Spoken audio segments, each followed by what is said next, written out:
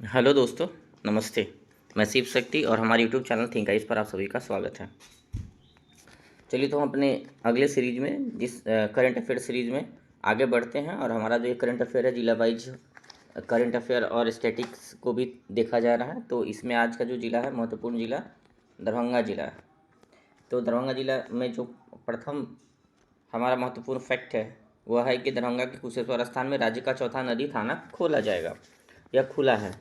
तो नदी थाना का मतलब है कि जो नदी क्षेत्र होता है वहाँ थाना खोला जाता है और नदी के माध्यम से जो क्राइम होता है उसको रोकने का प्रयास किया जाता है। जैसे कि सड़क के माध्यम से होता है उसके लिए तो पुलिस वाले स्पेशली लगा होता है, लेकिन कई बार होता है कि नाव के माध्यम से या नदी के माध्यम से बहुत सारा चरस गांजा और अन्य सारी आपराधिक घटनाएं संपन्न होती है, तो उसको दूर करने के लिए नदी थाना खोला जाता है।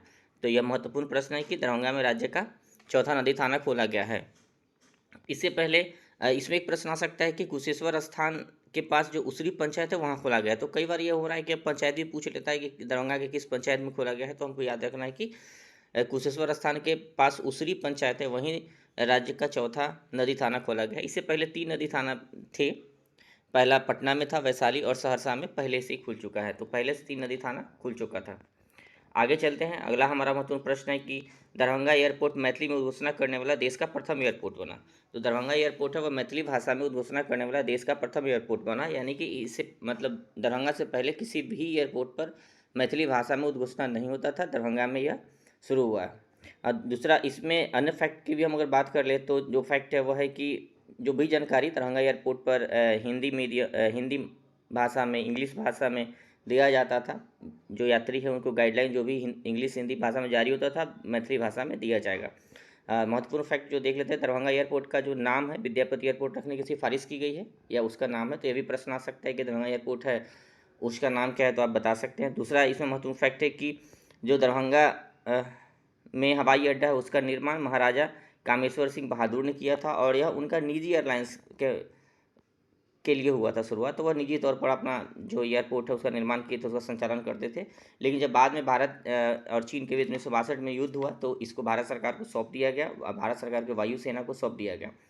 और अभी जो इसका हाल में देखेंगे कि हाल में जो इसका संचालन हुआ 2020 से शुरू हो गया नंबर में, यह उड़ान स्कीम के तहत हुआ है। तो एक प्रश्न ये भी आ सकता है कि उड़ान योजना किससे जुड़ा हुआ है। तो ये उड़ान योजना है वायु संचालन से जुड़ा हुआ है, यानी कि उड़े आम आदमी मतलब। तो वहाँ देखेंगे कि जो उड़ान स्कीम है उसका है कि उसमें लोगों के लिए जो आम नागरिक है उसके लिए इकोनॉमिक क्लास सीट रिजर्वेशन की बात है। और इसमें एयरपोर्ट भी खोला गया है, जो छोटे छोटे जगह है वहाँ सरकार जो है सब्सिडी के माध्यम से रेट कम करके लोगों के लिए एयरपोर्ट खोले ताकि उसका संचालन हो और लोग एयरपोर्ट के माध्यम से यात्रा संपन्न करें। एक देखेंगे कि पहले भी एक बार प्रश्न आया था कि पटना एयरपोर्ट से हम किन किन शहर में जा सकते हैं, वो एयरपोर्ट सुविधा क्या है। तो दरभंगा वाले एयरपोर्ट से भी सही एक प्रश्न आ सकता है। तो दरभंगा से जो संचालन होता है, इंडिगो कंपनी का संचालन होता है, वह हैदराबाद कोलकाता के लिए होता है। और स्पाइसजेट का जो संचालन है दिल्ली और मुंबई के लिए होता है। तो यह प्रश्न आ सकता है कि दरभंगा से आप कहाँ कहाँ जा सकते हैं। तो दरभंगा से सीधा संचालन जो है हैदराबाद, कोलकाता, दिल्ली और मुंबई एयरपोर्ट के लिए होता है। मैथिली भाषा की बात आती है तो मैथिली भाषा जो है हमारे संविधान के 8वीं अनुसूची के 22 भाषाओं में से एक भाषा है। और मैथिली भाषा को 92वां संविधान संशोधन के माध्यम से 8वीं अनुसूची में जोड़ा गया था। तो जो 92वां संविधान संशोधन था उसके माध्यम से केवल मैथिली भाषा को नहीं बल्कि 4 भाषाओं को जोड़ा गया था, जिसमें 3 अन्य भाषा बोडो, डोंगरी और संथाली को भी जोड़ा गया था।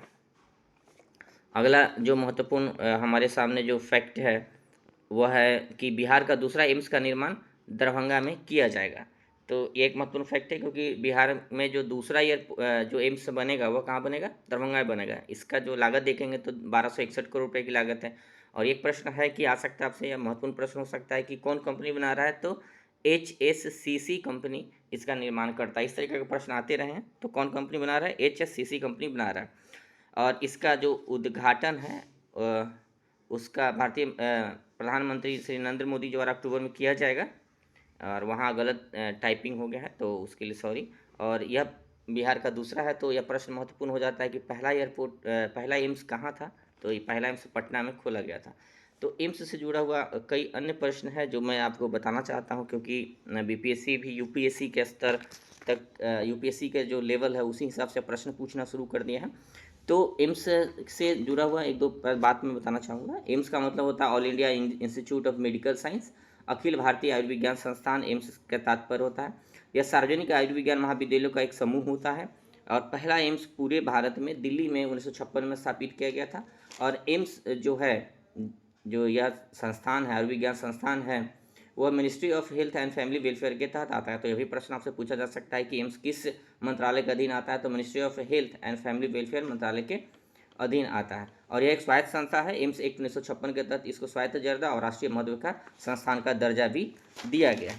अब यह प्रश्न आ रहा है कि एक यहाँ आप थोड़ा महत्वपूर्ण फैक्ट यह भी हो जाता है कि जो एम्स है उसका निर्माण जो है किस योजना के तहत होता है भारत में। तो एक योजना है, बहुत पुराना योजना, लेकिन काफ़ी महत्वपूर्ण योजना है जिसका संचालन अभी भी हो रहा है। तो प्रधानमंत्री स्वास्थ्य सुरक्षा योजना एक प्रधानमंत्री स्वास्थ्य सुरक्षा योजना है जिसका संचालन 2003 में हुआ था, यानी 2003 से यह योजना चल रही है।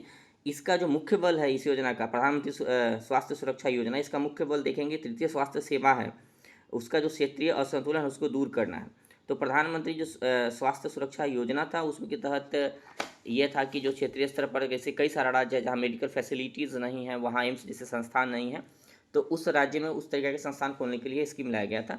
और इस स्कीम का जो है प्रधानमंत्री स्वास्थ्य सुरक्षा योजना का अगर नोडल एजेंसी की बात करें तो स्वास्थ्य एवं परिवार कल्याण मंत्रालय है। और इसके दो घटक है, अगर यह योजना की बात करें प्रधानमंत्री स्वास्थ्य सुरक्षा योजना का, तो इसके दो घटक है। एम्स जैसी संस्थाओं का स्थापना करना, यानी कि भिन्न भिन्न राज्यों में जहाँ एम्स जैसी सुविधाएं नहीं है वहाँ एम्स जैसी संस्थाओं का स्थापना करना, और दूसरा सरकारी मेडिकल कॉलेज का उन्नयन करना। अगर विभिन्न राज्यों में सरकारी मेडिकल कॉलेज है उसका उन्नयन करना, उसको बेहतर तरीका से स्थापित करना, बेहतर सुविधाएं प्रदान करना इस योजना का मुख्य उद्देश्य था। अगला महत्वपूर्ण प्रश्न है कि सुलभ इंटरनेशनल द्वारा सुलभ जल परियोजना का शुभारंभ दरभंगा में किया गया।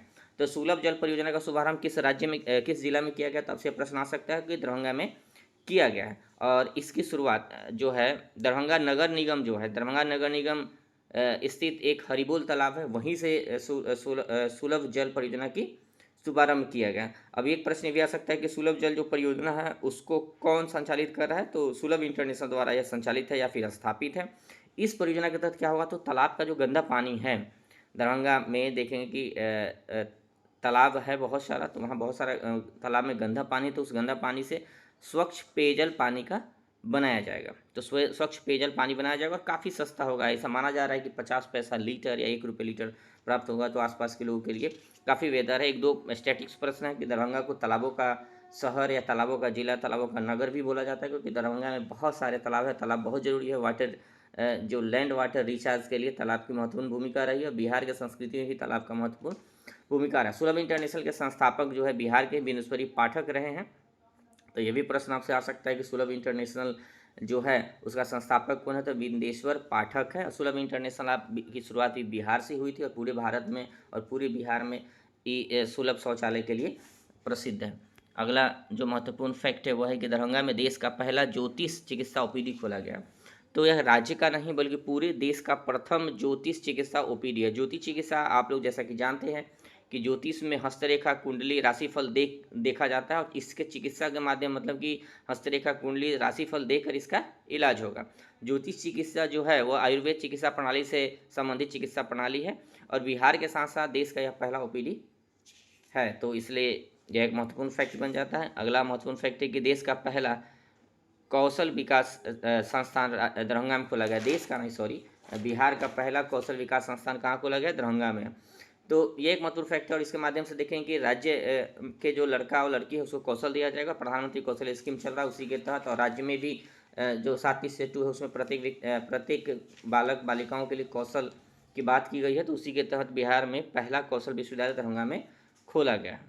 अगला जो महत्वपूर्ण प्रश्न है वह है हमारा, अगला महत्वपूर्ण प्रश्न है, स्लाइड हो गया है, 1 मिनट देखेंगे कि जो अगला महत्वपूर्ण प्रश्न है वह है, 1 मिनट, हाँ 1 मिनट, सॉरी।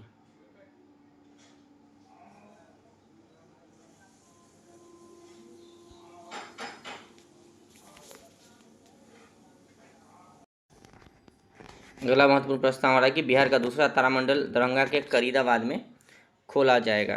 तो दूसरा तारामंडल दरभंगा करीदाबाद में खोला जाएगा। तो इसको देख लेते हैं कि 88 करोड़ रुपये इसकी लागत है और 300 सीटों का ऑडिटोरियम है। 300 सीटों का ऑडिटोरियम है, 88 करोड़ लागत है। और तो तारामंडल है उसका जो डिज़ाइन क्या है, अमेरिकी टीम। तो एक प्रश्न है, एक महत्वपूर्ण प्रश्न है कि तारामंडल का डिज़ाइन कौन किया है, तो अमेरिकी टीम किया है। तो पहला तारामंडल कहाँ है बिहार के अंदर, तो पहला तारामंडल आप देखिए कि पटना में पहला तारामंडल खोला गया था। आगे महत्वपूर्ण प्रश्न देखते हैं कि राज्य का पहला तैरता हुआ सौर ऊर्जा संयंत्र दरभंगा के करीदाबाद में लगाया गया है। तो करीदाबाद में राज्य का पहला तैरता हुआ ऊर्जा संयंत्र लगाया, सौर ऊर्जा संयंत्र लगाया गया।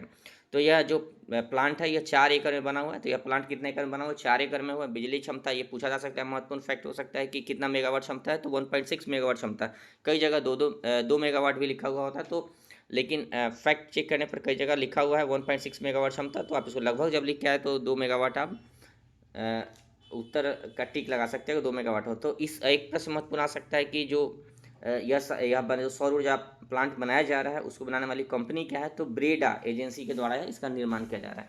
एक काफ़ी महत्वपूर्ण प्रश्न है, काफ़ी महत्वपूर्ण फैक्ट है, किसके द्वारा, ब्रेडा के द्वारा। ब्रेडा का मतलब होता है Bihar renewable energy development agency.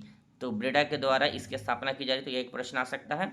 और यह जो हमारे यहाँ जो तैरता हुआ सौर ऊर्जा संयंत्र बना है, तो काफ़ी माननीय मुख्यमंत्री जी के का एक काफ़ी महत्वपूर्ण योजना है कि नीचे मछली ऊपर बिजली योजना के तहत इसका निर्माण किया गया है। तो नीचे मछली ऊपर बिजली योजना के तहत इसका निर्माण किया, तो ये प्रश्न पूछा जा सकता है किस योजना के तहत, तो नीचे मछली ऊपर बिजली योजना के तहत इसका निर्माण किया गया। अगला महत्वपूर्ण फैक्ट जो है जिसको हम देख लेते हैं कि माननीय मुख्यमंत्री जी द्वारा, माननीय मुख्यमंत्री नीतीश कुमार जी द्वारा वंडर ऐप दरभंगा से लॉन्च किया गया है। तो एक महत्वपूर्ण प्रश्न है कि कहाँ से लॉन्च किया गया है वंडर ऐप, तो दरभंगा से ऐप लॉन्च किया गया है। वंडर ऐप के माध्यम से क्या होता है, तो गर्भवती महिलाओं की देखभाल में सहायता की जाती है। गर्भवती महिलाओं को जो भी सहायता की ज़रूरत होती है, चाहे उसके माध्यम से खाना क्या खाना है, कैसे रहना, स्वास्थ्य की अन्य सेवाओं के बारे में जानकारी दी जाती है। तो इसी दौरान 2-3 ऐप और भी है जो माननीय मुख्यमंत्री द्वारा लॉन्च किया गया, उसके बारे में भी जान लेते हैं। एक जो ऐप लॉन्च किया था ई संजीवनी, इसके द्वारा ग्रामीण इलाकों के मरीजों को स्वास्थ्य सेवा उपलब्ध कराई जाएगी। ई संजीवनी ऐप के द्वारा ग्रामीण इलाकों के मरीज को जो स्वास्थ्य सेवा उपलब्ध कराई जाएगी, यानी वैसा मरीज जो कि किसी कारण से शहर में, महानगर में डॉक्टर के पास जाने में असमर्थ है, बड़े बड़े अस्पताल में जाने में असमर्थ है, संगठनात्मक स्वास्थ्य सेवाएं नहीं प्राप्त कर रहे हैं, उनको ई संजीवनी के माध्यम से स्वास्थ्य सेवाएं उपलब्ध कराई जाएगी। दूसरा जो महत्वपूर्ण ऐप है 102 emergency Bihar app, 102 emergency Bihar app, 102 emergency Bihar app है। इसके माध्यम से एम्बुलेंस सेवा उपलब्ध कराया जा रही है, इसके माध्यम से एम्बुलेंस सेवा उपलब्ध कराई जा रही है। तो दोस्तों आज का मेरा महत्वपूर्ण जिला था दरभंगा जिला, इसका करंट अफेयर समाप्त हुआ। तो हमारे चैनल को लाइक करें और सब्सक्राइब करें। Thank you.